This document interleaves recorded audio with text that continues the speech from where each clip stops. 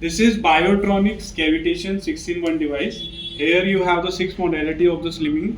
Cavitation is the first one, Lipo laser is the second one, vacuum is the third one, and there are 3 types of flavors. So totally there are 6 modalities. Cavitation, 3 types of RFs, radio frequency, vacuum, plus lipo laser. So this is cavitation 6-in-1 device. I have already installed the same. This is the user manual and all. And these are the laser lipo laser pads. And these are the props. This is the cavitation prop. These 3 are the RF props.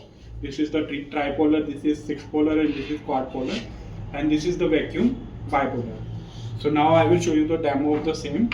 This is the touchscreen panel. You can see I can touch anything and start and then exit. So now I am showing you one by one modalities. I am first showing you the cavitation machine. The cavitation, I have to select this. In cavitation, the frequency of the cavitation ultrasonic waves is 40 kilohertz. So these 40 kilohertz will produce the cavitation effect in the fatty cells, which breaks the fatty cells, and then weight loss processes. So now I am showing you the, there are 4 modes in the cavitation mode. Mode A, Mode B, Mode C, Mode D. Like I have selected the Mode A, and I have to select the work button. I just started the same. This is the cavitation probe. You can see I have already fixed the same from the back side. So now I will show you how to operate the same. I have already started the same. The timer is start decreasing, and you can see I have to increase the intensity from here.